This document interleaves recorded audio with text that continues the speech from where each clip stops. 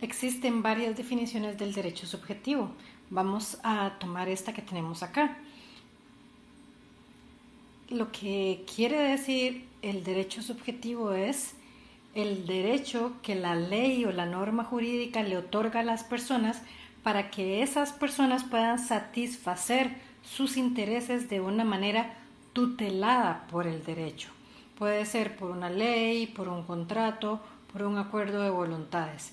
En este caso, lo que vamos a analizar es un derecho subjetivo, pero lo vamos a ejemplificar como si fuera un contrato. Así que vamos a revisar en este caso y vamos a seguir viendo esto de esta forma durante el curso y lo vamos a conocer como los elementos del derecho subjetivo. El primer elemento del derecho subjetivo que vamos a explicar es el sujeto activo. El sujeto activo es la persona que tiene el poder, la facultad de exigirle a otra persona el cumplimiento de una obligación. Posteriormente tenemos el sujeto pasivo. Es en el sujeto pasivo en quien reside el deber o la obligación correlativa de cumplir con lo pactado. Si ustedes se ponen a pensar, podemos darnos cuenta que la mayoría de nuestros contratos son contratos bilaterales o sinalagmáticos. ¿Por qué? Porque resulta que existe un sujeto activo y un sujeto pasivo y ambos tienen derechos y ambos tienen obligaciones.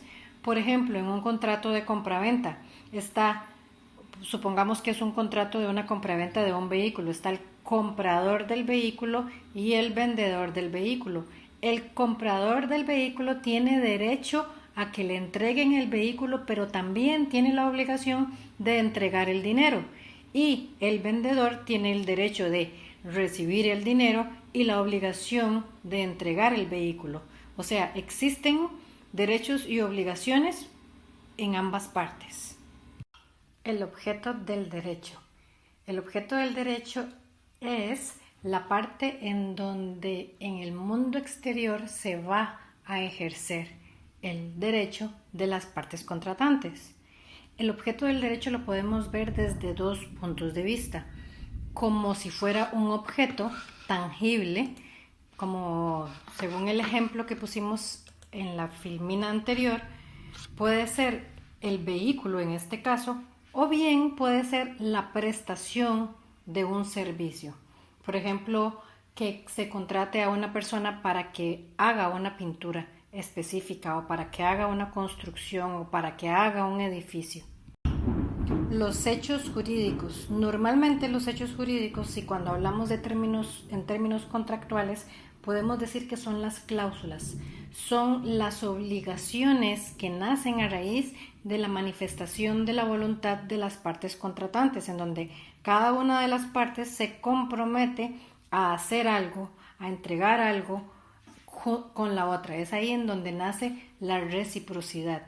Y tienen que estar muy claras porque esto es lo que va a definir las obligaciones y los derechos de cada una de las partes contratantes. Son los que van a poner los límites de el contrato.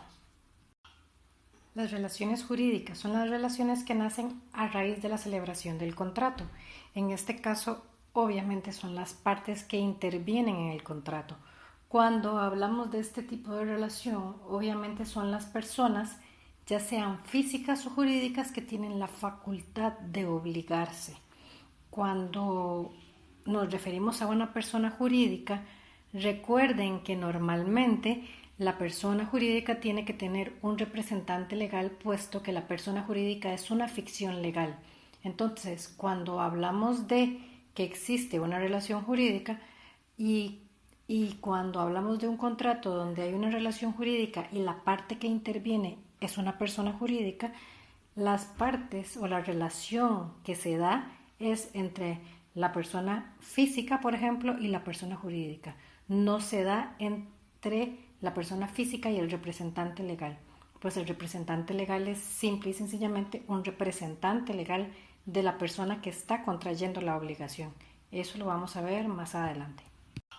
La institución jurídica en este caso son las normas o el conjunto de normas que constituyen o que facultan a la celebración del contrato. Ahí podemos encontrar normas que regulan contratos específicos, como por ejemplo la constitución de una sociedad, el contrato de matrimonio, el contrato de prenda. Esas normas tienen las especificaciones de cada uno de los contratos y cuáles son los requisitos mínimos de cada una de ellas. Sin embargo, hay otros contratos que se rigen por el principio de la autonomía de la voluntad y que entonces son completamente libres y las partes pueden contratar y celebrar contratos de acuerdo a sus necesidades. El principio de autonomía de la voluntad está inmerso en el Código Civil.